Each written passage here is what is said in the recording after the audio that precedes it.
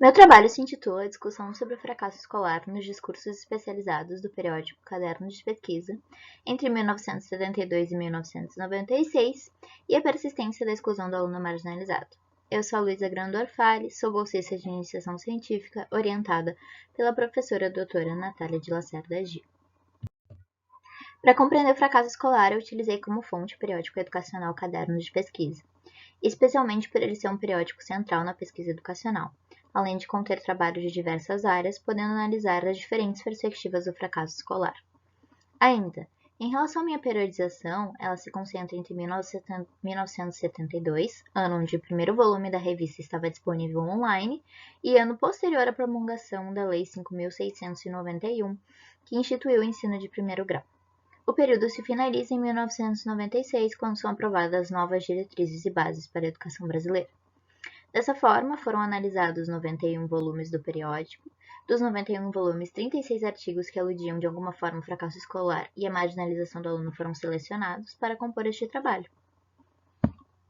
Analisando o fracasso escolar nos discursos especializados, é possível perceber três grandes vertentes durante as 3 décadas de análise. Nos anos 70, a teoria da carência cultural era amplamente disseminada entre os pesquisadores.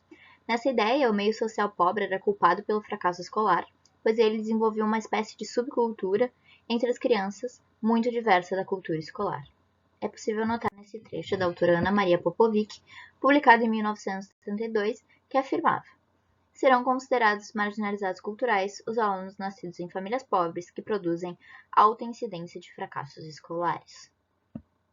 Já na década de 80, os pesquisadores da área negaram a teoria da carência cultural e começaram a questionar a discriminação educacional das classes trabalhadoras, pois ela estaria estritamente relacionada com a exclusão histórica das classes mais pobres do sistema de ensino. Dessa forma, a escola reproduzia as camadas sociais conforme a teoria da escola reprodutivista de Bourdieu e Passeron. Então, a causa do fracasso escolar passa a ser da escola, que não avaliava bem seu aluno, desconhecia sua cultura e adotava práticas curriculares culturalmente viesadas. Nesse trecho das autoras Maria Helena Pato, Maria Machado Malta Campos e Cristina Muti, diz: existe na literatura a respeito da chamada carência cultural, uma série de afirmações referentes aos indivíduos pertencentes à classe oprimida. Essas afirmações são todas extremamente pejorativas. Existe um padrão considerado normal, ideal de desenvolvimento, de relacionamento familiar e de características psicológicas, que são da classe dominante, e tudo aquilo que se afasta desse padrão é considerado deficiente. Nos anos 90, finalizando o período de análise proposto nesse trabalho, os artigos que propunham métodos pedagógicos inovadores eram bastante publicados no periódico.